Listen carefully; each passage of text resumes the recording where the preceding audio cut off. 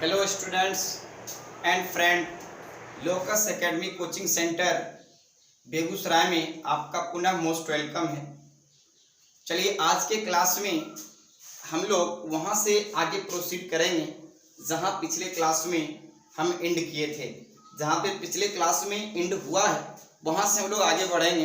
पिछले क्लास में एक आपको प्रॉपर्टी पढ़ाया गया था, लास्ट प्रॉपर्टी, आप याद करो। लास्ट प्रॉपर्टी बताया गया था क्वांटमीकरण। जिस क्वांटमीकरण के प्रॉपर्टी को बताते समय एक फॉर्मूला सामने आया था, वो फॉर्मूला कुछ ये था, Q is equal to N into E. Basically book में आप देखोगे, उस दिन भी हम बात किए थे, आज भी हम बोल रहे हैं, बुक में आप देखोगे तो आपको मिलेगा Q is equal to plus minus N E. Q equal to जब प्लस माइनस एन ई लेते हैं ना, जरा देखिएगा, Q is equal to plus minus N E, तो ये ई का वैल्यू जो है ना वो फिक्स हो जाता है। ये जो ई का वैल्यू है वो फिक्स हो जाता है और वो होता है 1.6 into 10 to the power minus 19 coulomb. ये फिक्स हो जाता है। ये तब फिक्स होगा जब यहाँ हम प्लस माइनस साइन ले लेंगे, लेकिन जब अगर हम लोग प्लस माइनस साइन नहीं लिए ना तो उस केस में क्या होगा, उस केस में इस ई का वैल्यू रखते समय थोड़ा सा ध्यान देना है। ध्यान ये देना है कि वैल्यू हमको प्लस में भी रखना है और माइनस में भी रखना है। प्लस में हम लोग कब रखेंगे, प्लस में हम लोग तब रखते हैं ना जब ये जो है Q किसी बड़ी पे पॉजिटिव, और ये हम लोग माइनस ई का वैल्यू तब रखते हैं जब Q का वैल्यू किसी बड़ी पे कैसा हो, नेगेटिव। मतलब जब पॉजिटिव हो तो आप याद रखो इस ई का value plus 1.6 into 10 power minus 19 coulomb लेना है, और Q अगर निगेटिव में होना तो E का value minus 1.6 into 10 power minus 19 coulomb लेना है। तो चलिए हम लोग क्वेश्चन करते हैं और क्वेश्चन से ही हमको बात समझ में आएगा। और ये जो n है वो क्या है, ये जो n है वो है धनात्मक पूर्णांक, यानी धनात्मक पूर्णांक में 1 2 3 4 5 कहाँ तक, n तक आप वैल्यू ले लो तो वो हो जाएगा इस n का वैल्यू जिसे हम लोग बोलते हैं धनात्मक पूर्णांक। तो चलिए अब कुछ एक क्वेश्चन बोर्ड के ऊपर लिखा गया है, उस क्वेश्चन के ऊपर हम लोग बात करते हैं, उस क्वेश्चन को समझते हैं। क्वेश्चन को समझते हैं कि ये जो क्वेश्चन बनेगा वो कैसे बनेगा। चलिए हम लोग क्वेश्चन को समझते हैं फिर हम लोग बनाएंगे। देखिए लिखा गया है कि एक वस्तु पर 1 कूलम ऋण आवेश है। एक वस्तु पर 1 कूलम कौन सा आवेश है, ऋण आवेश है। जरा ध्यान दीजिएगा, एक वस्तु पे आवेश जो है वो कैसा है, ऋण आवेश।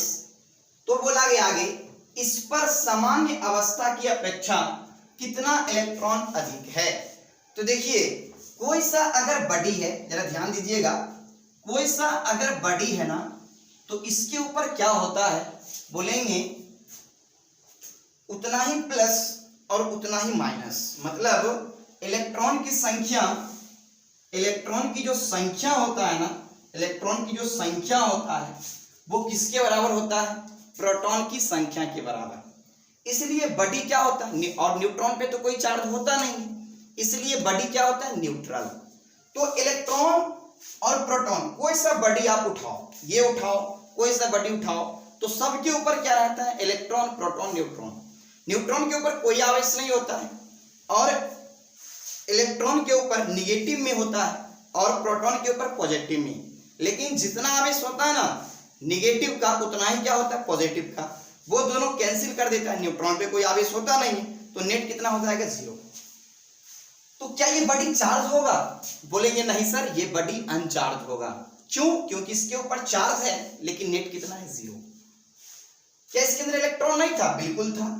लेकिन अब ये बोला गया कि अगर इसके ऊपर 1 कूलम ऋण आवेश है, 1 कूलम ऋण आवेश है, इसका क्या मीनिंग है, ऋण आवेश जो है 1 कूलम वो एक्स्ट्रा चार्ज है। वो कौन सा चार्ज है, एक्स्ट्रा चार्ज। तो एक्स्ट्रा चार्ज अगर -1 कूलम का है, इस बॉडी पे एक्स्ट्रा चार्ज कितना है, -1 कूलम।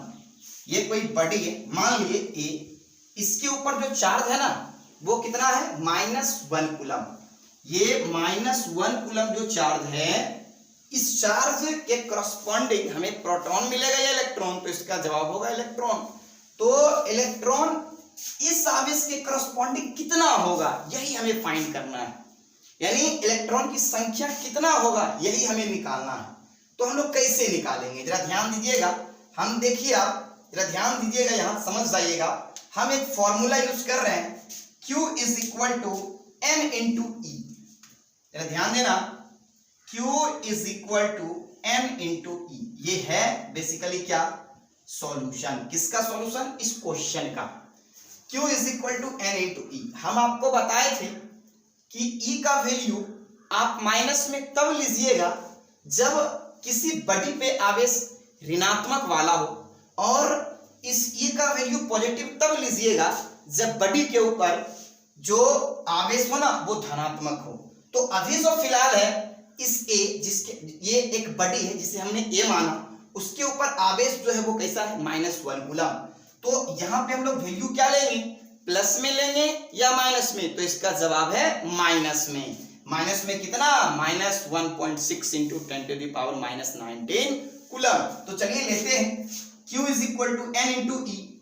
Q का वैल्यू कितना है, -1 कूलम। यहां रख लेते हैं हम लोग, -1 coulomb is equal to N तो निकालना ही है, और E का वैल्यू हम लोग क्या लेंगे, जरा ध्यान दीजिएगा, -1.6 इंटू 10⁻⁻19 कूलम। क्या यही होगा, ये कुछ और होगा, तो इसका जवाब है यही होगा। देखिए ये माइनस माइनस गया, ये कूलम कूलम गया, बच गया इस तरफ क्या, 1। इस तरफ क्या बचा, 1 is equal to N into 1.6 into 10⁻⁻19, ये बच गया।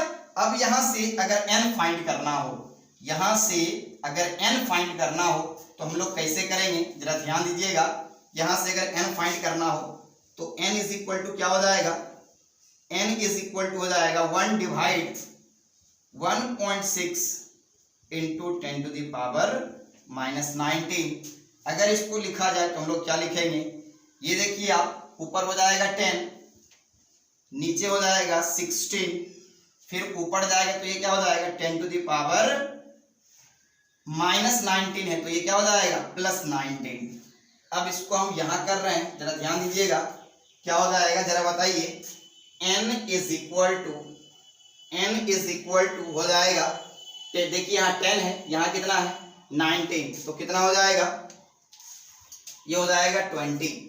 तो 1 डिवाइड कितना होगा 16 इंटू 10⁻20। अब अगर इसको आप सॉल्व करोगे, इसको अगर आप सॉल्व करोगे तो इसका रिजल्ट जो आएगा वो आएगा 6.25 इंटू 10⁻18 के बराबर। तो ये किसका वैल्यू आ गया, ये आ गया N का वैल्यू। तो N का वैल्यू जो है ना वो आ गया किसके बराबर, तो इसका जवाब होगा सर N का वैल्यू आ गया 6.25 इंटू 10⁻18 के बराबर। ये इलेक्ट्रॉन की संख्या है, किसके ऊपर बोलेंगे, इस A के ऊपर। इस A के ऊपर जो इलेक्ट्रॉन है ना, एक्स्ट्रा इलेक्ट्रॉन, उसका संख्या क्या है, बोलेंगे 6.25 इंटू 10⁻18 के बराबर। तो ये इसका रिजल्ट है किसका, एक वस्तु पर अगर 1 कूलम ऋणात्मक आवेश हो तो उस पे इलेक्ट्रॉन की संख्या किससे ज्यादा, बोलेंगे जब वो न्यूट्रल था, जब बॉडी न्यूट्रल था उससे कितना, अगर बॉडी न्यूट्रल है तो उसके ऊपर -1 कूलम चार्ज अगर एक्स्ट्रा है तो उस एक्स्ट्रा चार्ज के करस्पॉन्डिंग इलेक्ट्रॉन की संख्या क्या होगा, तो इसका जवाब है 6.25 इंटू 10⁻18 के बराबर। तो ये इसका आंसर है किसका, क्वेश्चन नंबर 1 का। मतलब इलेक्ट्रॉन और भी है, हम ये नहीं बोलते इलेक्ट्रॉन नहीं है, इलेक्ट्रॉन और भी है, लेकिन इस -1 कूलम के करस्पॉन्डिंग जो इलेक्ट्रॉन की संख्या होगा वो होगा 6.25 इंटू 10⁻18 के बराबर। ये रिजल्ट जो है हमें याद है, हम याद करके ही आए रिजल्ट यहाँ रखने के लिए, क्योंकि अगर हम कैलकुलेशन करें तो टाइम ज्यादा लग जाएगा, इसलिए आप कैलकुलेशन करोगे तो आपको ये रिजल्ट मिल जाएगा। आप कमेंट करके जरूर बताइएगा क्या ये रिजल्ट सही है या गलत है। चलिए आगे बढ़ते हैं। अब हम लोग क्वेश्चन नंबर 2 की तरफ बढ़ते हैं और समझते हैं क्वेश्चन नंबर 2 को। याद रहे इस ये बॉडी पे कहीं से इलेक्ट्रॉन आया होगा, कहीं से इलेक्ट्रॉन आया होगा, जहां से भी है नहीं मालूम लेकिन कहीं ना कहीं से आया होगा। चलिए अब बात करते हैं हम लोग क्वेश्चन नंबर 2 की तरफ। क्वेश्चन नंबर 2 क्या है, ये बोल रहा है क्वेश्चन नंबर 2, किसी चालक पर 5 × 10⁹ कूलम का धन आवेश उत्पन्न करने के लिए कितना इलेक्ट्रॉन निकालने होंगे। अब देखो इस क्वेश्चन में क्या बोला गया, जरा ध्यान सुनिएगा। इस क्वेश्चन में क्या बोला गया, एक कोई बॉडी है, एकदम ध्यान सुनना, समझ में आ जाएगा आपको। और इस टाइप का क्वेश्चन जो है ना बोर्ड के एग्जाम में पूछता है इस टाइप का क्वेश्चन। एक कोई बॉडी है, मान लिया वो कोई बॉडी ये है, तुम ध्यान दीजिएगा, ये कोई बॉडी है, चलो इसको भी हम लोग मान लेते हैं ई। अरे आप कुछ भी मान सकते हो, एक्स वाई जेड बी कुछ भी ले सकते हो। हमने क्या ट्रीट किया, हमने ट्रीट किया ए, ये बॉडी जो हमने ट्रीट किया वो ट्रीट किया ए। अब इसके ऊपर कितना चार्ज है, बोलेंगे 5 × 10⁹ कूलम। इसके ऊपर जो चार्ज है वो है 5 प्लस में या माइनस में, प्लस में 5 × 10⁹ कूलम। इसके ऊपर चार्ज है 5 × 10⁹ कूलम के बराबर। अब तो बोला गया कि अगर ये बॉडी पे 5 × 10⁹ कूलम है, याद रहे किसी बॉडी पे अगर पॉजिटिव चार्ज है, एकदम इस बात को याद रखिएगा, किसी बॉडी पे अगर पॉजिटिव चार्ज है ना तो वो चार्ज पॉजिटिव उस बॉडी के ऊपर कहीं से आया नहीं होगा, कहीं से भी आया नहीं होगा, उस बॉडी से इलेक्ट्रॉन को निकाल लिया गया होगा। क्योंकि अगर कोई बॉडी न्यूट्रल है और उससे हम लोग इलेक्ट्रॉन निकाल लें तो जितना हम लोग इलेक्ट्रॉन बाहर करेंगे ना उतना ज्यादा उसके अंदर पॉजिटिव चार्ज डेवलप होगा। जितना इलेक्ट्रॉन बाहर किया जाएगा उस संख्या में उस बॉडी के ऊपर पॉजिटिव चार्ज जनरेट होगा। क्योंकि पॉजिटिव चार्ज कभी चलता नहीं है, सिर्फ और सिर्फ इलेक्ट्रॉन चलता है। तो इस बॉडी पे अगर पॉजिटिव चार्ज है तो क्या कहीं से पॉजिटिव चार्ज आया होगा, नहीं, कहीं से पॉजिटिव चार्ज आया नहीं होगा। इस बॉडी से ही इलेक्ट्रॉन को निकाल लिया गया होगा, जिससे इस बॉडी पे क्या क्रिएट हुआ, पॉजिटिव चार्ज क्रिएट हुआ। तो वही बोला गया कि इस चार्ज के करस्पॉन्डिंग आप कितना इलेक्ट्रॉन इससे बाहर करोगे जिससे कि इसके अंदर प्लस 5 × 10⁹ कूलम चार्ज दिखेगा, हमें दिखेगा। सर हमको चार्ज तो दिखता नहीं है। अरे हम लोग बात करेंगे ना नेक्स्ट क्लास में कि डिटेक्ट करने के लिए क्या कोई डिवाइस है, कोई मशीन है क्या जिससे हम लोग चार्ज को डिटेक्ट कर लेते हैं किसी बॉडी पे है या नहीं है। जैसे टेम्परेचर अगर शरीर का कम है या ज्यादा तो हम लोग डिटेक्ट करते हैं ना थर्मामीटर से, स्पीड गाड़ी का कम है या ज्यादा हम लोग डिटेक्ट करते हैं ना स्पीडोमीटर से। वैसे ही किसी बॉडी पे अगर चार्ज है तो चार्ज डिटेक्ट करने का भी कोई ना कोई डिवाइस है जिसको हम लोग बोलते हैं इलेक्ट्रोस्कोप। इसके बारे में हम लोग नेक्स्ट क्लास में बात करेंगे।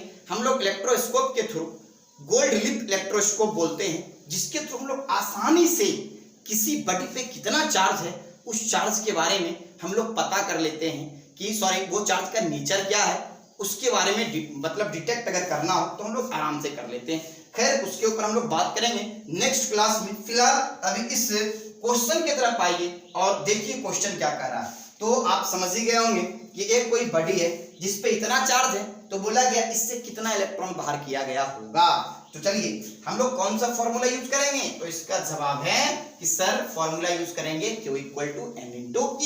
तो चलिए हम यूज करते हैं Q = N × E। जरा ध्यान दीजिएगा सर, सॉल्यूशन है, ये सॉल्यूशन है साहब, ये सॉल्यूशन है। Q = क्या, N × E। अब जरा बताइए इस ए बॉडी पे चार्ज कौन सा है, पॉजिटिव या नेगेटिव, तो इसका जवाब है पॉजिटिव। तो यहां रख दीजिए 5 × 10⁻, कितना है जरा चेक करो, 9 कूलम = N, तो वही रहेगा, मतलब N तो हम लोग N ही रखेंगे। E का वैल्यू कितना हो जाए, E का वैल्यू हम बोले थे ना, डिसाइड करते हैं हमेशा कि बॉडी पे कौन सा चार्ज है। बॉडी पे है पॉजिटिव चार्ज तो E का वैल्यू क्या होगा, तो बोलेंगे E का वैल्यू होगा 1 लेकिन प्लस में 1.6 × 10⁻⁻19 कूलम। अब जरा देखिए आप ध्यान से, क्या कूलम कूलम कैंसिल हो रहा है? बिल्कुल हो रहा है।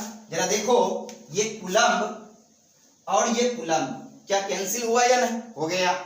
ये है 5 × 10⁹ is equal to n into 1.6 × 10⁻19। अब क्या करते हैं, हम इस वैल्यू को जो है ना उठा के नीचे ले आते हैं, तो क्या n का वैल्यू आ जाएगा। तो हम लोग n का वैल्यू निकालते हैं। चलिए देखिए आप ध्यान से, n का वैल्यू हम लोग कैसे निकालेंगे। यहां से n अगर निकालना हो तो n इज इक्वल टू क्या हो जाएगा, n हो जाएगा 5 × 10⁹ डिवाइड 1.6 × 10⁻19। इसको अगर आप सॉल्व कीजिएगा तो इसका जवाब होगा 3.125। इस n का वैल्यू जो आएगा वो आएगा n इज इक्वल टू आएगा निकल के 3.125 × 10⁻10। ये जो है ना, ये n का वैल्यू है। ये n का वैल्यू कितना आया, 3.125 × 10⁻10।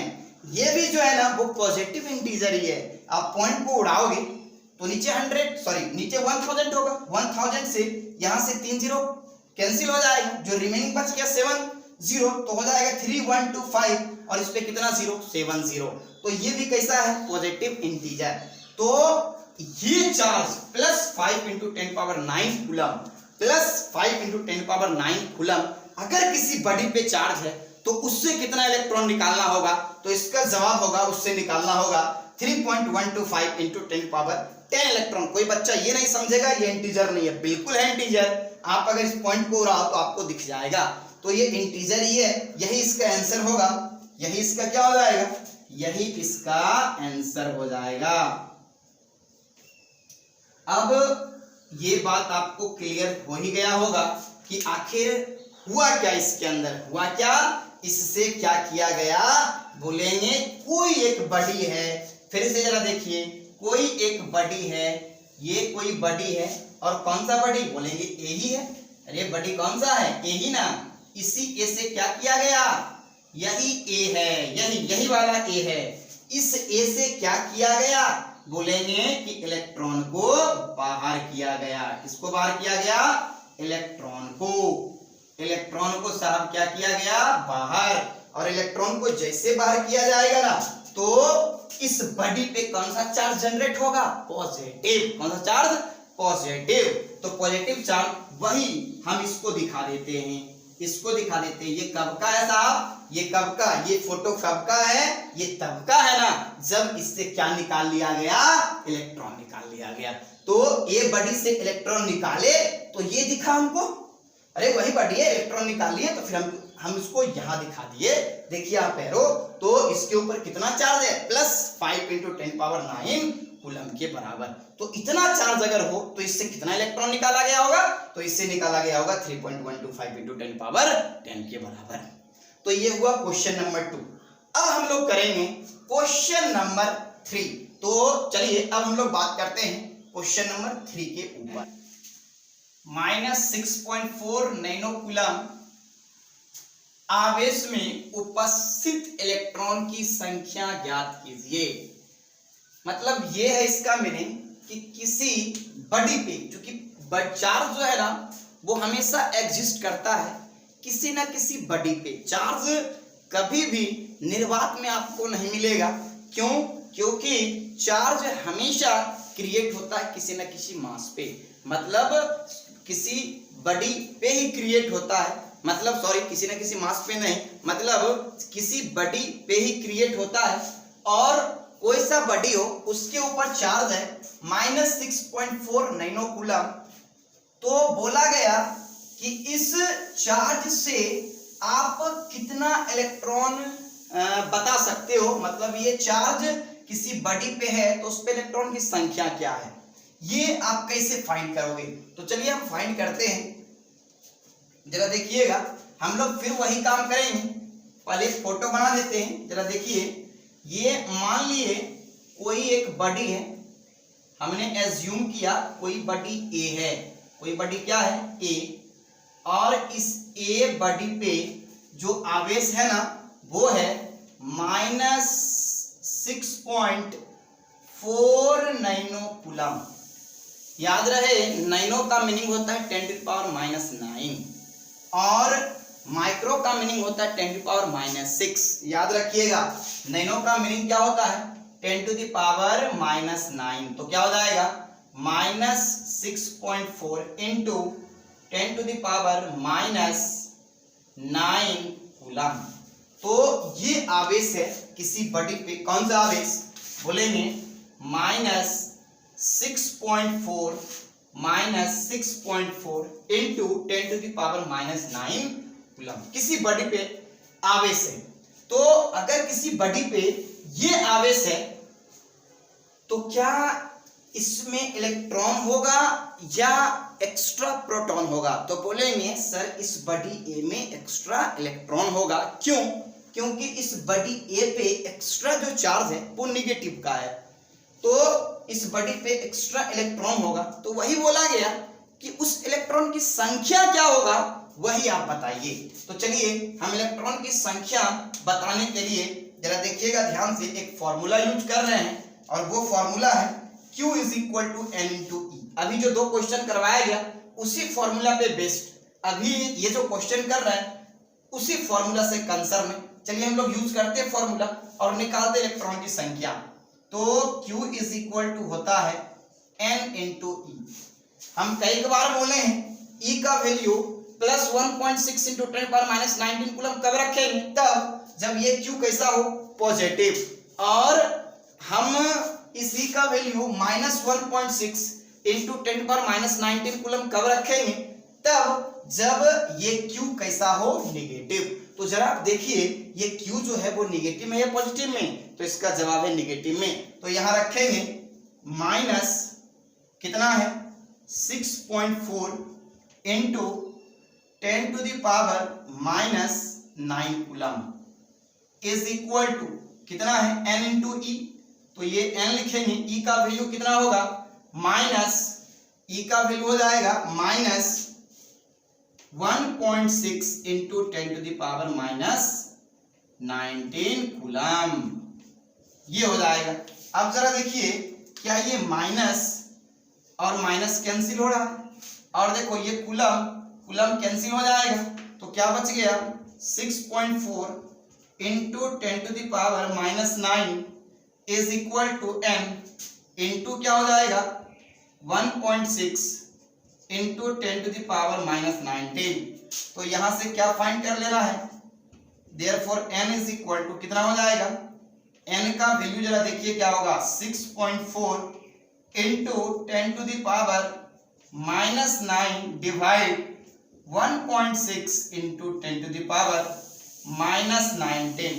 इसको जब आप सॉल्व करोगे तो कुछ ना कुछ रिजल्ट आएगा। हम ये रिजल्ट यहाँ नहीं लिख रहे हैं, आप कमेंट करके जरूर बताना कि इस क्वेश्चन का रिजल्ट क्या होगा। आप कमेंट करके जरूर बताइएगा और हमें उम्मीद है कि आप जरूर बताएंगे। आप कमेंट करके बताइएगा कि इस बक्से में, यहाँ सिर्फ हम बक्सा बना देते हैं, सिर्फ बॉक्स बना देते हैं, और इस बॉक्स में क्या रिजल्ट होगा, क्योंकि हम आपसे दूर हैं और आप पढ़ रहे हो या नहीं पढ़ रहे हो हमको कैसे मालूम चलेगा? तो सिर्फ इसी क्वेश्चन के रिजल्ट से हमें मालूम चलेगा कि कौन पढ़ाई कर रहा है और कौन पढ़ाई नहीं कर रहा है। इसलिए इस n का वैल्यू जो है ना इस बक्से में क्या होगा आप कमेंट करके जरूर बताइएगा। तो यहां से जो भी वैल्यू आएगा वही होगा इस -6.4 नैनो कूलम के करस्पॉन्डिंग इलेक्ट्रॉन। तो यही इसका आंसर हो जाएगा। तो कमेंट करके आप जरूर बताइएगा। चलिए तो ये क्वेश्चन नंबर हम लोग 3 किए, क्वेश्चन नंबर 3 किए। अब हम लोग आगे बढ़ते हैं और इससे आगे बढ़ के अब हम लोग बात करेंगे कि कोई अनचार्ज बॉडी के ऊपर अगर चार्ज देना हो, मतलब चार्ज उसके अंदर जनरेट करना हो, मतलब चार्ज कहीं से लाके उसके ऊपर रखना हो, या उससे अगर इलेक्ट्रॉन निकाल लो तो उसके अंदर पॉजिटिव चार्ज डेवलप होगा। मतलब अगर किसी अनचार्ज बॉडी को चार्ज अगर करना हो, सिंपली आप ये समझिए किसी अनचार्ज बॉडी को अगर चार्ज करना हो तो उसके लिए हम लोग कौन कौन से तरीके को अपनाते हैं जिससे अनचार्ज बॉडी चार्ज हो जाता है। चलिए अब हम लोग उसके ऊपर बात करते हैं। तो चलिए अब हम लोग किसी अनचार्ज बॉडी को अगर चार्ज करना हो तो उसके लिए हम लोग कौन कौन सा मेथड को लगाते हैं, यूज करते हैं और अनचार्ज बॉडी को हम लोग चार्ज कर लेते हैं। तो इसके लिए जो हम लोग यूज करते हैं वो एक रबिंग, दूसरा कंडक्शन और तीसरा प्रेरण। मतलब आप रबिंग के थ्रू भी अनचार्ज बॉडी को चार्ज कर सकते हो, यानी घर्षण के द्वारा भी अनचार्ज बॉडी को चार्ज कर सकते हो, चालन के द्वारा भी अनचार्ज बॉडी को चार्ज कर सकते हो, प्रेरण विधि द्वारा भी।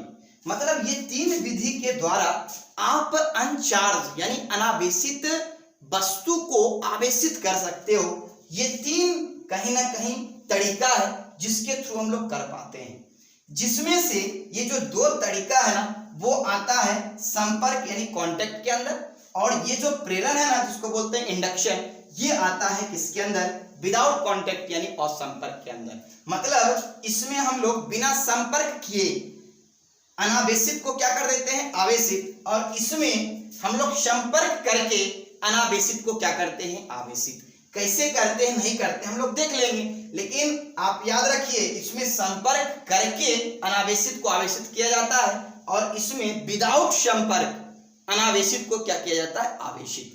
अब हम लोग सबसे पहले समझते हैं कि इस तरीके को कि घर्षण के द्वारा क्या अनावेशित वस्तु को आवेशित किया जाता है, तो कैसे, जरा इसको समझिए।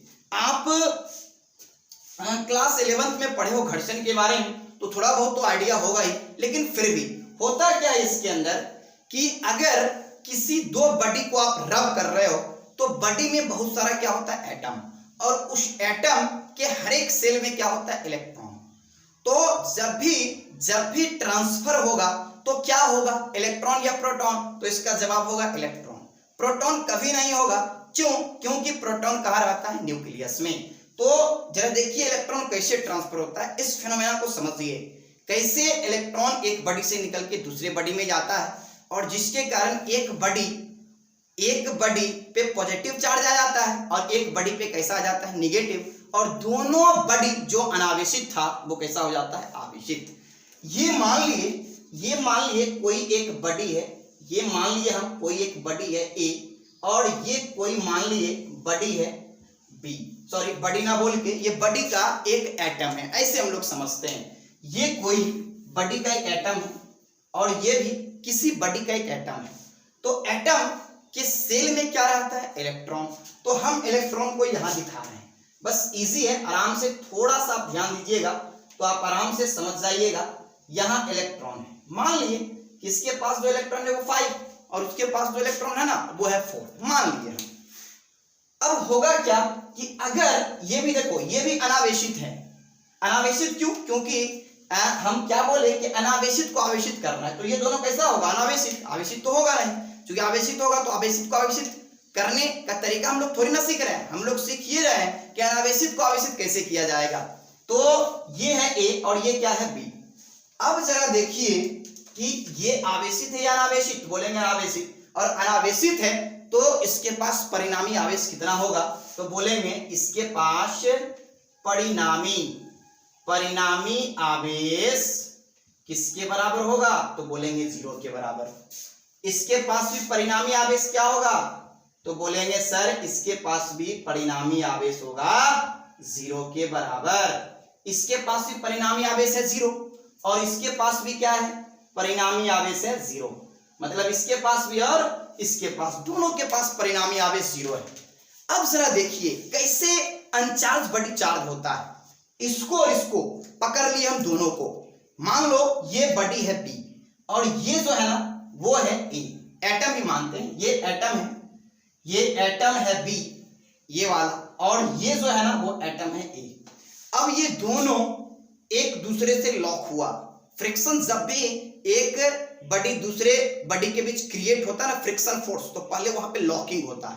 तो ये दोनों लॉक हुआ और जैसे लॉक हुआ तो हम क्या करते हैं, सिर्फ अगर लॉक होगा तो यहाँ पे फ्रिक्शन फोर्स क्रिएट नहीं होगा। मतलब अगर लॉक हुआ, सिर्फ अगर लॉक यहाँ पे सिर्फ रखो और उठा लो, सिर्फ रखो और उठाओ तो उस केस में यहां से इलेक्ट्रॉन निकल के इसमें या यहां का इलेक्ट्रॉन निकल के इसमें नहीं आएगा। क्या होता है इसको समझिए आप। जैसे लॉक हुआ तो हम क्या करते हैं, इस बड़ी जिसको हम लोग ए बोले हैं, जिसको हम लोग ए माने, तो उसके ऊपर क्या करते हैं, हम फोर्स लगाते हैं। जैसे हम इसके ऊपर फोर्स लगाए ना, तो फोर्स लगाए, अरे यहाँ का जो न्यूक्लियस होगा, ये जो बड़ी बी है, ये बड़ी बी का जो न्यूक्लियस होगा वहां प्रोटॉन होगा, और प्रोटॉन के ऊपर होता है पॉजिटिव चार्ज। वो पॉजिटिव चार्ज इस इलेक्ट्रॉन के ऊपर फोर्स लगाएगा। किधर की तरफ बोलेंगे, नीचे की तरफ, मतलब सेंटर की तरफ। सेंट्रीपिटल फोर्स लगता है सेंटर की तरफ। उस सेंट्रीपिटल फोर्स का दो कंपोनेंट कर लो, एक कंपोनेंट नीचे, एक कंपोनेंट इधर। ये कंपोनेंट इसको रोक रहा है। क्यों? क्योंकि बता, ये सेंट्रीपिटल लगेगा इस तरफ तो इसका कंपोनेंट टूटेगा, एक ये। तो ये कंपोनेंट क्या कर रहा है, इसको बेसिकली खींच रहा है, और हम बाहर से फोर्स लगाए इसको तोड़ने के लिए।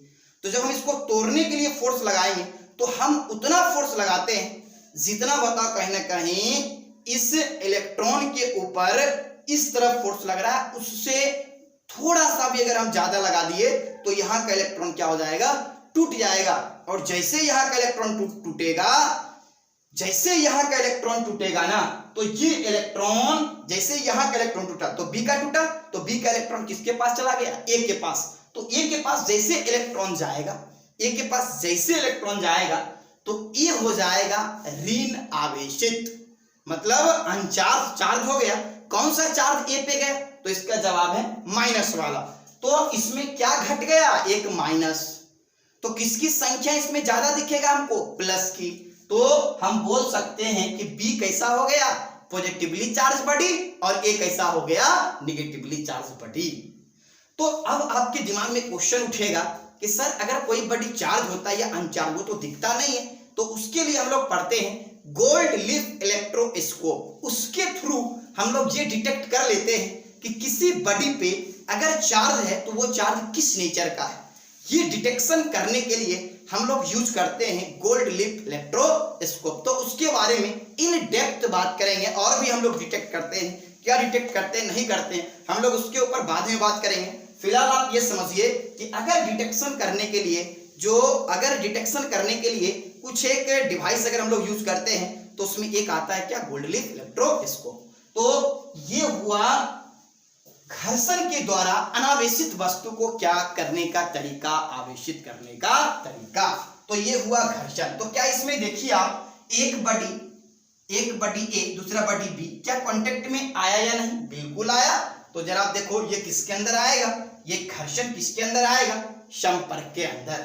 अब आते हम लोग चालन की तरफ। एकदम ध्यान समझिएगा, धीरे धीरे आपको ये बात समझ में आ जाएगा। ध्यान समझिएगा, आ ही गया होगा समझ में। चलिए अब हम लोग बात करते हैं किसके तरफ, अब हम लोग बात करते हैं कौन से तरीके के ऊपर, तो बोलेंगे कंडक्शन। यानी कंडक्शन के द्वारा अनावेशित वस्तु को कैसे आवेशित किया जाता है, इसके ऊपर बात करते हैं। एकदम ध्यान सुनिएगा। ये मान लिए कोई बॉडी है ए, ये कोई बॉडी क्या है, ए, ये कोई बॉडी ए है, और इसके ऊपर जो चार्ज है ना, हमने एज्यूम किया पॉजिटिव। एकदम ध्यान समझिएगा, आप आराम से निगेटिव भी यूज कर सकते हो, इसमें कोई बाउंडेशन नहीं है, और आराम से समझ सकते हो। ये कोई बॉडी ए है, ये कोई बॉडी क्या है, ए, और इस बॉडी के नियर में या दूर में कोई दिक्कत नहीं है। आप एक बॉडी बी ले लो, ये बॉडी क्या ले लिया हम, बी, कहीं पे रखिए आप, इसमें कोई बाउंडेशन, इस केस में कोई बाउंडेशन नहीं है, लेकिन याद रहे इस केस में बाउंडेशन है, इस केस में बाउंडेशन है, पर इस केस में बाउंडेशन नहीं है। क्यों? क्योंकि चार्ज जो है ना इनफाइनाइट डिस्टेंस तक ट्रेवल कर सकता है, लेकिन होना क्या चाहिए, पोटेंशियल का डिफरेंस होना चाहिए। पानी ट्रांसफर होता है एक जगह से दूसरी जगह, देखिए ना, हाइट का डिफरेंस हो, जहां तक हो पानी वहां तक जाएगा, तो यहाँ पे भी तो वही होता है। चलिए हम लोग बात करेंगे, ये ए है, इसके ऊपर कौन सा चार्ज है, प्लस वाला। ये बॉडी कौन सा है, बी, इसके ऊपर कोई चार्ज नहीं है। अरे चार्ज है, नेट जीरो है, इसलिए हम बोलते हैं किसके ऊपर कोई चार्ज नहीं है। ये बॉडी जो है ना, इस बॉडी के ऊपर एट टी इक्वल टू 0, अभी जो हम लोग ऑब्जर्वेशन कर रहे हैं वो टी इक्वल टू 0 टाइम का ये ऑब्जर्वेशन है, टी इक्वल टू 0 का। एकदम ध्यान सुनना, इसके ऊपर नेट चार्ज कितना है? नेट चार्ज देखो हम ऐसे लिखेंगे, आप Q net is equal to 0, अभी 0 है। तो ये कैसा बॉडी है? चार्ज बॉडी या अनचार्ज बॉडी? तो इसका जवाब होगा ये है अनचार्ज बॉडी। अब इस अनचार्ज बॉडी को करना क्या है? तो बोलेंगे अब इस अनचार्ज बॉडी को चार्ज करना है। अब इस अनचार्ज बॉडी को अगर चार्ज करना हो तो इसके लिए क्या करना होगा? तो जरा ध्यान दीजिए आप, देखो ये संपर्क है ना, कांटेक्ट है ना, मतलब इस कंडक्शन में हम लोग एक वायर यूज करते हैं जो कंडक्टर होना चाहिए, कोई मेटल होना चाहिए। तो हम लोग जो है ना यहाँ पे एक वायर यूज कर दिए, कोई सा कंडक्टर यूज कर लिए। इंसुलेटर मत लेना, नहीं तो चार्ज यहाँ से यहाँ जाएगा ही नहीं। अब देखो होता है क्या, समझाते हैं। बेसिकली प्लस नहीं आता है, यहाँ का माइनस इधर आता है, अभी देख लेंगे हम लोग। तो ये जो है ना, ये मान लिए ये कोई वायर है, ये कोई वायर। आप देखो ये वायर जो है, आप स्ट्रेट बनाओ, ऊपर नीचे कर लो आप, है ना, ट्रफ क्रेस्ट इस टाइप से बना दो तो कोई दिक्कत नहीं है। ये वायर है, बेसिकली आप स्ट्रेट भी बना सकते हो। ठीक, ये ए है, ये क्या है? Body P. इसके ऊपर नेट चार्ज कितना है? 0, और इसके ऊपर क्या है? कुछ ना कुछ चार्ज है। अब इस बॉडी बी को क्या करना है? चार्ज करना है। अब इस बॉडी बी को अगर चार्ज करना हो तो उसके लिए हम लोग एक वायर से ए और बी को जोड़ दिए। तो देखिए आप, ये कांटेक्ट के अंदर आ गए। यहां तक तो क्लियर हो गया होगा। अब होगा क्या, जरा ध्यान दीजिएगा। अगर ये, जरा ध्यान सुनना, हम लोग अगले चैप्टर में हम लोग पढ़ेंगे, और वहां पे जो है ना, अगले चैप्टर में हम लोग पढ़ेंगे इलेक्ट्रिक पोटेंशियल और पोटेंशियल डिफरेंस। अगले चैप्टर कहने का ये मीनिंग, अगर एनसीईआरटी के अकॉर्डिंग बात करें तो एनसीईआरटी के अकॉर्डिंग इलेक्ट्रोस्टैटिक्स को 2 पार्ट में डिवाइड किया गया। एक है electric charge and electric field, और दूसरा है electric potential and potential difference. तो हम लोग पोटेंशियल और पोटेंशियल डिफरेंस जब पढ़ेंगे तो वहां पे और ज्यादा क्लियर होगा। पर इस बात को यहां समझाने के लिए हम थोड़ा सा अगर एक एग्जांपल लें, एक छोटा सा एग्जांपल लें, तो आप आराम से समझ सकते हो। जैसे मान लीजिए ये कोई कंटेनर है, मान लिए ये कोई क्या है? कंटेनर। और इस कंटेनर में क्या है? बोलेंगे सर इस कंटेनर में वाटर भरा हुआ है। इस कंटेनर में वाटर है, तो सर इस वाटर के पास क्या होगा? बोलेंगे सर कुछ ना कुछ पोटेंशियल होगा। ठीक है, तो ये बॉडी क्या है? सॉरी, ये कंटेनर क्या है? ये मान लिए कोई कंटेनर बी है। इसको आप ये मान लो, इसको क्या मान लो? बी। ये कंटेनर को हमने क्या माना? ए। इस कंटेनर को हमने क्या माना? बी। अब यहां से हम जोड़ दिए क्या? एक पाइप। अरे यहां से क्या जोड़ दिए? पाइप जोड़ दिए। अब अगर सोचो यहां से अगर आप पाइप जोड़ दोगे तो क्या होगा? बोलेंगे अगर यहां से पाइप जोड़ दिए ना तो यहाँ का पानी यहाँ आएगा, यहाँ का पानी किधर जाएगा? ए का पानी किसमें जाएगा? बोलेंगे सर ए का पानी बी में चला जाएगा।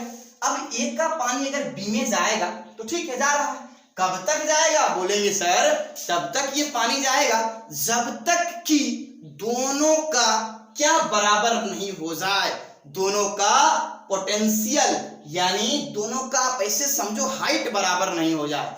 दोनों का ये जो हाइट है ना, पानी मतलब जिसमें भरा हो वो हाइट इसमें और इसमें, दोनों में अगर बराबर हो गया ना तो यहां से वाटर का फ्लो होना बंद हो जाएगा। तो फिर ना ही यहाँ का वाटर यहाँ जाएगा और ना ही फिर यहाँ का वाटर यहाँ जाएगा। अब देखिए वही काम यहाँ हुआ। इस बॉडी पे जो है ना कौन सा चार्ज है? Positive charge. इस बॉडी को हम लोग जोड़ दिए किससे? कंडक्टर से। अब देखो ये कंडक्टर क्या इस पाइप के थ्रू बिहेव नहीं कर रहा है? बिल्कुल कर रहा है। और ये है ए तो ये ए है, ये क्या है? बी तो ये बी है, ये पूरा खाली है तो ये भी तो खाली है, और ये पूरा भरा हुआ है ये भी तो भर दिया। ठीक है, अब सुनो, इसके ऊपर चार्ज है या नहीं? क्या क्यू नेट 0 है? नहीं सर, इसके पास क्यू नेट 0 नहीं है, यानी Q net does not equal to 0। अब कितना है नहीं मालूम, पर इसके ऊपर क्यू नेट 0 के बराबर नहीं है। अब क्या होगा? सुनना ध्यान से, तभी हम लिखेंगे ना तो आप समझोगे। तो ये ए है, ये क्या है बी। अब जैसे हम लोग जोड़ते हैं ना वायर के थ्रू, कंडक्टर के थ्रू, तो यहां से प्लस चार्ज इस तरफ आता है। याद रहे बेसिकली प्लस यहां से यहां नहीं जाएगा। हमेशा याद रखो कौन चलता है, इलेक्ट्रॉन। कौन चलता है, इलेक्ट्रॉन। कौन चलता है, इलेक्ट्रॉन। तो होगा क्या, यहां का इलेक्ट्रॉन इस तरफ आएगा, यहां का बी का इलेक्ट्रॉन कहां आएगा, इस तरफ। अरे भाई बी का इलेक्ट्रॉन इस तरफ क्यों आएगा, क्यों, क्योंकि ये चार्ज क्या बना के रखा है, बोलेंगे सर ये चार्ज अपना फील्ड बना के रखा है। ये चार्ज क्या करके रखा है, अपना फील्ड बना के रखा है। तो अगर ये फील्ड बना के रखा तो ये चार्ज इसको क्या करेगा, हाँ याद रहे कि थोड़ा सा एक जगह मिस्टेक हुआ कि इसको हम लोग इनफाइनाइट डिस्टेंस तक नहीं रख सकते हैं, वहां तक रखेंगे ना जहां तक ये अपना इफेक्ट दिखाएगा। जहां तक ये ए अपना इफेक्ट दिखाएगा वहां तक आप बी को रख सकते हो। तो ज्यादा क्लोज रखोगे तो ज्यादा इफेक्ट दिखाएगा, ज्यादा दूर रखोगे तो कम इफेक्ट दिखाएगा। क्यों, क्योंकि कूलम्ब फोर्स होता है K Q1 bye R square. तो अब क्या होगा कि ये जो प्लस है ना इसमें से किसको खींचेगा, इलेक्ट्रॉन को। इलेक्ट्रॉन को यहां से खींचेगा तो इलेक्ट्रॉन जो है ना बी से निकल के कहां जाएगा, इलेक्ट्रॉन बी से निकल के कहां जाएगा, बोलेंगे सर इलेक्ट्रॉन बी से निकल के ए की तरफ जाएगा। तो ये डायरेक्शन किसका है, तो बोलेंगे सर ये डायरेक्शन है किसका, इलेक्ट्रॉन के फ्लो का, यानी इलेक्ट्रॉन के फ्लो की दिशा। ये क्या है, तो देखो जरा ध्यान से, इलेक्ट्रॉन के बहाव की दिशा। याद रहे ये क्या है, इलेक्ट्रॉन के बहाव की दिशा।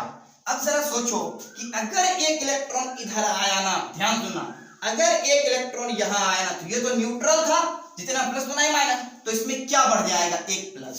और जैसे यहाँ एक प्लस बढ़ेगा ना तो यहाँ क्या घट जाएगा, बोलेंगे एक प्लस घट जाएगा। क्यों, क्योंकि यहां से क्या आया, एक इलेक्ट्रॉन, और एक इलेक्ट्रॉन ने इस प्लस को खत्म किया, और इस प्लस को जैसे खत्म किया तो जो भी प्लस का यहाँ पे अमाउंट था उसमें से एक प्लस घट जाएगा। तो यहाँ पे क्या बढ़ता हुआ दिखेगा, प्लस। तो क्या ऐसा नहीं बोल सकते कि यहाँ से जो प्लस गायब हुआ वो यहाँ पहुंच गया, बोलते हैं, पर रियल में यहां से प्लस यहां नहीं जाता है। तो हम लोग बोल सकते हैं कि ये डायरेक्शन किसका है, तो बोलेंगे सर ये डायरेक्शन है किसका, प्रोटॉन का। तो ये हो जाएगा इलेक्ट्रॉन, और ये किसका होगा डायरेक्शन, तो बोलेंगे सर ये डायरेक्शन होगा प्रोटॉन का। तो याद रहे ये डायरेक्शन किसका है, प्रोटॉन के बहाव का। ये डायरेक्शन होगा प्रोटॉन के बहाव का। लेकिन जरा ये बताओ, प्रोटॉन के बहाव की दिशा कर लो आप, जरा ये आप बताइए, जरा आप ये बताइए, क्या यहां से रियल में प्लस यहां गया, नहीं, रियल में नहीं गया। ये रियल लाइफ में ऐसा नहीं होता है। अभी बोल रहे, लास्ट तक बोलते रहेंगे, ये रियल लाइफ में नहीं होता है, प्लस कभी भी चलता नहीं है। क्यों, क्योंकि प्लस कहां रहता है, न्यूक्लियस में। अब देखो ये क्या है, इलेक्ट्रॉन। तो इलेक्ट्रॉन कहां से कहां जाएगा, बोलेंगे बी से ए की तरफ जाएगा। इसको आप इसके फील्ड में रखना, नहीं रखोगे तो होगा क्या, ये अपना इफेक्ट इसके ऊपर नहीं दिखाएगा, जिससे यहाँ का इलेक्ट्रॉन इधर की तरफ नहीं आएगा। तो यहां तक आप समझ ही गए होंगे। अब देखो कब तक यहाँ का प्लस यहाँ पे जाते रहेगा, यहाँ का प्लस देखो रियल में नहीं जाता है, मतलब यहाँ का इलेक्ट्रॉन इधर आएगा, जैसे एक इलेक्ट्रॉन है तो यहाँ एक प्लस, एक और इलेक्ट्रॉन है, एक और प्लस, एक और इलेक्ट्रॉन है, एक और प्लस। कब तक यहाँ प्लस जनरेट होगा, बोलेंगे सर यहाँ पे तब तक प्लस जाते रहेगा ना जब तक कि दोनों का प्लस कैसा नहीं हो जाए, बराबर। तो आफ्टर टी टाइम, अरे मिली माइक्रो सेकेंड लगता है, मिली माइक्रो सेकेंड, तो क्या हो जाएगा, बोलेंगे कि ये जो है ना ए, इस ए पे जरा ध्यान दीजिएगा, इस ए पे जो चार्ज दिखेगा वही चार्ज कहां दिखेगा, बी पे। क्योंकि दोनों का जब लेवल बराबर तो क्या चार्ज का ट्रांसफॉर्मेशन होना, सॉरी चार्ज का ट्रांसफर होना बंद होगा या नहीं, बिल्कुल हो जाएगा। तो ये ए है, ये क्या है, ये मान लिए बी है, ये बी है, माने क्या है, ये ए है, ये क्या है, बी। अब जरा बताइए इस पे जो प्लस है ना वो कितना है, 1 2 3 जो भी हो, हाफ हाफ कर लेते हैं हम, आप काउंटिंग कीजिए और भी अंदर चार्ज होगा। तो बताइए प्लस चार्ज, ये भी प्लस, ये भी प्लस, ये प्लस, ये प्लस, ये प्लस, मतलब 3 6 हम काउंट करके नहीं रख रहे हैं, यहाँ भी 6 बना देते हैं। यहाँ पे भी कितना प्लस चार्ज 6, तो यहाँ पे भी 6 प्लस चार्ज है, यहाँ पे भी क्या है 6 प्लस चार्ज, यहाँ पे भी है 6 प्लस, यहाँ पे भी क्या है 6 प्लस चार्ज है। अब जरा देखिए दोनों पे चार्ज कैसा हो गया बराबर, तो क्या अब यहाँ से चार्ज इधर जाएगा, नहीं, क्या यहाँ से चार्ज इधर जाएगा, नहीं। अब जरा देखिए क्या ये अब इसको जो है ना कट कर दो, कट करो तो भी सही, नहीं करो तो भी सही। अब इसको आप क्या कर दीजिए कट, लेकिन इस बात को याद रखिए ये दोनों जो है ना ये दोनों क्या होना चाहिए, बोलेंगे इंसुलेटर पे रखा होना चाहिए, इंसुलेटर पे। यानी अगर इंसुलेटर पे रखा नहीं होगा ना, यानी औचालक पे रखा होना चाहिए, औचालक पदार्थ पे, औचालक पदार्थ पे रखा नहीं होगा तो ये सारा का सारा चार्ज कहाँ चला जाएगा, अर्थ में चला जाएगा। तो किस पे होना चाहिए, औचालक पदार्थ पे होना चाहिए जो स्टैंड की तरह काम करेगा। तो ये हो गया ये बी। अब जरा देखिए अगर इसको आप यहां से कट कर दो तो क्या अनचार्ज, जो बी अनचार्ज था क्या हो गया, बोलेंगे सर बी कैसा हो गया, चार्ज हो गया। तो ये जो मेथड था, ये जो मेथड है वो कौन सा है, चालन। तो क्या चालन के द्वारा अनचार्ज बॉडी को चार्ज किया जा सकता है, बोलेंगे बिल्कुल सर अनचार्ज बॉडी को चार्ज किया जा सकता है। अब एक क्वेश्चन उठेगा आपके दिमाग में कि क्या सर अगर यहाँ माइनस हो तो क्या होगा। अरे भाई अगर यहाँ माइनस होगा ना तो ये माइनस इस बार क्या होगा, यहां का माइनस यहां जाएगा, क्योंकि चलता हमेशा कौन है, बोलेंगे सर चलता हमेशा इलेक्ट्रॉन है। तो अगर यहां मेजॉरिटी चार्ज इलेक्ट्रॉन होगा, अधिकता इलेक्ट्रॉन का अगर दिख गया यहां, तो ये इलेक्ट्रॉन यहां से निकल के किधर जाएगा, बी पे जाएगा। इलेक्ट्रॉन जैसे यहां से बी पे जाएगा, कब तक जाएगा, बोलेंगे तब तक जब तक कि दोनों का क्या नहीं बराबर हो जाए, बोलेंगे सर इलेक्ट्रॉन दोनों पे बराबर नहीं हो जाए। तो ये तो कहानी था एक बॉडी को, यानी अगर कोई अनचार्ज बॉडी हो तो उसको चार्ज कैसे करेंगे, ठीक है, ये तो आप समझ ही गए। पिछले क्लास में एक जगह हमसे मिस्टेक हुआ था, हम यहाँ पे जो है ना उस मिस्टेक के लिए आपसे सॉरी मांगते हैं। एक जगह हमसे मिस्टेक हुआ, उसको आप सही कर लीजिएगा। बेसिकली हम बोल दिए थे, लिखे थे, जो लिखे उसमें कुछ नहीं करना है, बस जो हम बोले उस लैंग्वेज को अपने दिमाग में अगर आप रखिएगा, उस चीज को अपने दिमाग में रखिएगा तो आपको डाउट होगा, उस डाउट को हम यही क्लियर करते हैं। इंसान मिस्टेक हो सकता है। चलिए हम वहां बताए थे कि जब भी, ये तो आप समझ ही गए, हम वहां पे बताए थे कि जब भी एक बॉडी से दूसरे बॉडी में चार्ज जाता है तो क्या लेके जाता है, मास। ये डिस्कशन हुआ था पॉइंट, जब हम चार्ज के बारे में ही लिखवा रहे थे। और एक चीज ये भी डिस्कशन हुआ था कि अगर हम ये बोले थे वहां ये बोले थे कि कोई सा भी चार्ज एक बॉडी से निकल के दूसरे बॉडी में जाएगा तो उसका द्रव्यमान बढ़ जाएगा, पर ऐसा नहीं होता। यही मिस्टेक हुआ था। हम यहां समझा देते उस बात को कि इलेक्ट्रॉन अगर एक बॉडी से निकल के दूसरे बॉडी में जाएगा, एक बॉडी से निकल के दूसरे बॉडी में जाएगा, तो जिस पे जाएगा ना उस पे मास बढ़ जाएगा और जिससे निकलेगा ना उसका मास घट जाएगा। मतलब ये कोई बॉडी है, जरा ध्यान दीजिएगा, ये कोई बॉडी ए है, ये बॉडी है कोई बी, ये ए है, ये क्या है बी। यहां से इलेक्ट्रॉन अगर यहां गया ना, ए से निकल के अगर बी में गया ना, पहले दोनों क्या था, न्यूट्रल, ठीक है, इसके ऊपर जितना पॉजिटिव उतना ही नेगेटिव, इसके ऊपर जितना पॉजिटिव उतना ही नेगेटिव। अगर यहां से क्या गया, बोलेंगे इलेक्ट्रॉन। अगर यहां से इलेक्ट्रॉन गया तो इलेक्ट्रॉन अपने साथ क्या लेके जाता है, मास। तो मास बी का बढ़ जाए और किसका घट जाएगा, ए का। अब जरा देखिए अगर इलेक्ट्रॉन यहां से यहां गया तो क्या हम बोल सकते हैं कि यहां से प्लस आया, अरे यहां से क्या आया, बोलेंगे प्रोटॉन आया। तो हम वहां क्या बोले थे कि दोनों चार्ज एक बॉडी से निकल कर दूसरे में जाएगा, द्रव्यमान बढ़ जाएगा, पर ऐसा नहीं होता है। मिस्टेक हुआ था वहां। इलेक्ट्रॉन जब जाएगा तो द्रव्यमान बढ़ेगा और प्रोटॉन जब आएगा तो द्रव्यमान घट जाएगा। देखिए आप, इलेक्ट्रॉन जैसे यहां से ए से निकल के बी पे गया तो यहाँ क्या बढ़ गया? पॉजिटिव। तो क्या हम बोलेंगे कि पॉजिटिव बी से निकल के ए पे आए, तो क्या ए का मास बढ़ा? नहीं, ए का मास क्या हो गया? ए का मास घट गया। किसका मास बढ़ा? बी का। तो कौन सा चार्ज एक बॉडी से निकल के दूसरे बॉडी पे जाएगा तो मास बढ़ेगा? इलेक्ट्रॉन। और एक बॉडी से निकल के दूसरे बॉडी पे अगर प्लस आएगा तो उसका मास घट जाएगा। ये बात वहां हम बोले थे, थोड़ा मिस्टेक हुआ था, उस चीज को हम यहाँ डिस्कशन कर दिए। चलिए, तो ये था अनचार्ज बॉडी को चार्ज करने का तरीका। किस मेथड के द्वारा? बोलेंगे चालन मेथड के द्वारा, यानी कि कंडक्शन मेथड के द्वारा। तो ये हुआ अनचार्ज बॉडी को चार्ज करने का तरीका। एक लास्ट है प्रेरण। तो हम करते क्या है? लास्ट क्या बचा आपका? प्रेरण। तो प्रेरण हम डिस्कशन करेंगे। उससे पहले ये दोनों के बारे में हम बोर्ड के ऊपर लिख देते हैं, आप इसको नोट कर लो। पहले तो इसको नोट कर लीजिएगा, फिर अभी जो पढ़ाए हम समझाए उस बात को लैंग्वेज में यहाँ पे लिख देते हैं, आप उसको लिख लीजिए।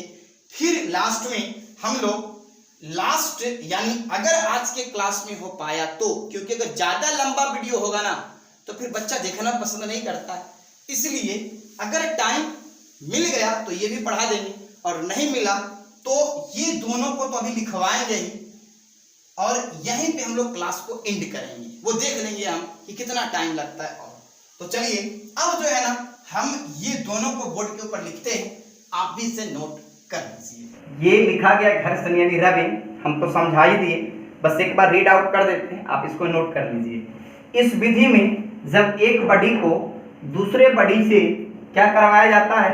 घर्षण करवाया जाता है, तब इलेक्ट्रॉन एक बॉडी से निकलकर दूसरे बॉडी में चला जाता है। जिस पर इलेक्ट्रॉन जाता है वह बॉडी ऋणावेशित, और जिससे निकलता है वह बॉडी कैसा हो जाएगा? धनावेशित। तो ये था घर्षण यानी रबिंग के थ्रू अनचार्ज बॉडी को क्या करने का तरीका, चार्ज करने का तरीका। याद रहे, ये दोनों बॉडी यहाँ बोला गया ना, एक बॉडी को दूसरे बॉडी से, तो दोनों बॉडी कैसा है? अनावेशित। तो ये हुआ घर्षण। अब देखिए यहाँ लिखा गया स्थिर वैद्युत की श्रेणी, जिसको बोलते हैं हम लोग इलेक्ट्रोस्टैटिक सीरीज। ये ऑब्जर्वेशन किया गया, देखा गया कि अगर आप बिल्ली की खाल को रब करवाते हो किससे? फ्लालेन से, जब इसको आप रब करवाओगे तो इस बिल्ली की खाल में कौन सा चार्ज डेवलप होगा? पॉजिटिव। और इसके नीचे ये फ्लालेन है तो इसमें कौन सा चार्ज क्रिएट होगा? निगेटिव। अब ऐसे ही बढ़ते हम लोग, अगर इसको आप इससे रब करवाओ तो इस पे कौन सा, कांच पे कौन सा चार्ज होगा? निगेटिव। और इस पे कौन सा चार्ज आएगा? पॉजिटिव। अगर आप इसको इससे रब करवाते हो तो कांच पे कौन सा चार्ज? पॉजिटिव। इस पे कौन सा चार्ज? निगेटिव। अगर आप इसको इससे रब करवाते हो तो इस पे कौन सा चार्ज? पॉजिटिव। और इसी से अगर रब करवाए तो इस पे कौन सा चार्ज? निगेटिव। अगर इसको आप इससे रब करवाते हो तो इस पे कौन सा? पॉजिटिव। और इस पे कैसा? निगेटिव। तो ये हुआ स्थिर वैद्युत की श्रेणी। अब सर ये कैसे पता चलता है? हम तो अभी ही पीछे बताए हैं कि गोल्ड लीफ इलेक्ट्रोस्कोप के थ्रू हम लोग ये डिटेक्ट करते हैं कि किस बॉडी पे कौन सा चार्ज है। तो ये रब एक बॉडी को दूसरे बॉडी से रबिंग करके पता किया गया, और उसके बाद एक सीरीज बना दिया गया। अब इसको इलेक्ट्रोस्टैटिक सीरीज क्यों बोलते हैं? क्योंकि इस पे चार्ज कैसा रहता है? स्थिर अवस्था में। तो ये हो गया इलेक्ट्रोस्टैटिक सीरीज। इससे कंसर्न बात कर लिए। अब एक मेथड और हम लोग पढ़े थे, कंडक्शन। मतलब कंडक्शन के बारे में हम डिस्कशन कर दिए। तो चलिए अब आप जो है इसको लिखने के बाद कंडक्शन को भी बोर्ड के ऊपर हम लिख देते हैं, आप उसको भी नोट कर लें। हम एक बार रीड आउट कर देते हैं। जब किसी आवेशित वस्तु को अनावेशित वस्तु से किसी चालक तार के द्वारा जोड़ा जाता है, तब आवेशित वस्तु से आवेश निकलकर अनावेशित वस्तु पर चला जाता है। ये आवेश तब तक जाता है जब तक कि दोनों के ऊपर आवेश बराबर ना हो जाए। इसी को हम लोग बोलते हैं चालन विधि के द्वारा क्या करना? अनावेशित वस्तु को आवेशित करना। अब देखिए कुछ फोटो बनाया गया। हम वहां पे जो है ना एक ही फोटो में सब कुछ समझा दिए थे, पर एग्जाम में जो है ना आप फोटो से समझाइएगा तो ज्यादा समझ में आएगा। ज्यादा फोटो से एक ही बात, एक ही फोटो से नहीं समझाना है, अलग अलग फोटो बना के समझाना तो ज़्यादा क्लियर होता है। देखिए ये है t = 0 टाइम का ऑब्जर्वेशन। मतलब t = 0 टाइम पे हम क्या देखें कि सारा आवेश कहाँ था, A पे, मतलब A जो है वो आवेशित है और B कैसा है, अनावेशित, और जिसे जोड़ दिया गया किसी चालक तार से। ये जो है ना ब्लैक कलर का, ये चालक तार है। चालक इसलिए जब तक चालक नहीं रहेगा तो यहाँ से प्लस यहाँ मूव करके नहीं जाएगा, बेसिकली यहाँ से इलेक्ट्रॉन मूव करके यहाँ नहीं आएगा, हम बता चुके हैं। और ये जो है ना दोनों स्टैंड है, ये इंसुलेटर का बना होता है। अगर इंसुलेटर का बना नहीं होगा तो होगा ये कि अगर कोई वस्तु आवेशित है ना तो इलेक्ट्रॉन अर्थ से निकल के कहाँ आ जाएगा, इस बॉडी पे, और सारे पॉजिटिव चार्ज को न्यूट्रल कर देगा। इसलिए इसको हम लोग किस पे रखते हैं, बोलेंगे इंसुलेटर पे, स्टैंड की तरह ये काम करता है। अब ये हुआ t = 0 टाइम का, ये मिली माइक्रो सेकेंड में होता है, लेकिन अलग अलग टाइम पे हम फोटो बनाए हैं। ये है t = t टाइम का सिचुएशन। t = t टाइम, जैसे t से t = 0 से t = t हुआ ना, तो यहाँ का सारा पॉजिटिव कहाँ चला गया, यहाँ। बेसिकली हुआ ये कि यहाँ से 6 माइनस आके 6 प्लस को क्या कर दिया, न्यूट्रल। तो यहाँ क्या बच जाएगा, यहाँ पे क्या हमको मेजोरिटी में दिखेगा, प्लस, वही प्लस यहाँ, तो बोल सकते हैं यहाँ से प्लस यहाँ चला गया, कोई दिक्कत नहीं। तो ये हुआ। अब ये हुआ t = t टाइम का सिचुएशन। अब देखिए दोनों का जो है ना लेवल, मतलब दोनों पे चार्ज बराबर हो गया। इसको बेसिकली फिजिक्स के टर्म में बोले तो दोनों का पोटेंशियल बराबर हो गया। अब पोटेंशियल बराबर हुआ तो क्या आवेश यहाँ से निकल के इस तरफ या यहाँ से निकल के इस तरफ आएगा, नहीं, ना ही आएगा ना ही जाएगा। अब देखिए t = t डैश, मतलब इससे हल्का टाइम, हल्का सा टाइम, मतलब हुआ क्या, दोनों का आवेश बराबर हुआ। हम लोग यहाँ से जो है ना इसको कट कर दिए, कट करो तो भी सही, नहीं कट करो तो भी सही, तो इसको हम यहाँ से कट कर दिए। अब अगर कट किए तो पाइए कि एक पे चार्ज हमको ये दिखा, एक पे चार्ज ये दिखा। अब जरा देखिए, ये तो आवेशित था, ये तो आवेशित था, लेकिन अभी भी ये कैसा रहा, आवेशित।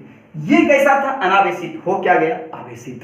तो अनावेशित वस्तु को आवेशित करने का ये बेसिकली 3 मेथड है, जिसमें हम 2 मेथड आज की क्लास में डिस्कशन किए। अगले दिन जब हम लोग मिलेंगे तो मेथड नंबर 3 यानी इंडक्शन, जिसको हिंदी में बोलते हैं प्रेरण, उसके ऊपर हम लोग बात करेंगे। वो आपको पहले समझाया जाएगा, फिर बोर्ड के ऊपर लिख दिया जाएगा, आप उसे नोट कर लीजिएगा। तो इस वीडियो को जो है ना हम लोग यहीं एंड करते हैं। क्यों? क्योंकि वीडियो जो है ना वो ज़्यादा लेंदी हो रहा है। ज़्यादा लेंदी होने से बच्चा वीडियो देखना नहीं चाहता है, इसलिए हम इस वीडियो को यहीं पे रोक देते हैं, मतलब यहीं पे रोकते हैं, इस वीडियो को यहीं एंड करते हैं। अगर ये वीडियो आपको पसंद आया हो तो आप इसे लाइक करें, दोस्तों में शेयर करें, कमेंट करें, चैनल को सब्सक्राइब करें और साथ ही साथ बेल आइकन को प्रेस कर लें, जिससे जब कभी भी नया वीडियो डाला जाएगा तो उसका नोटिफिकेशन आप तक पहुंचेगा। आप आसानी से उस वीडियो का आनंद ले सकते हो। देखने के लिए थैंक यू।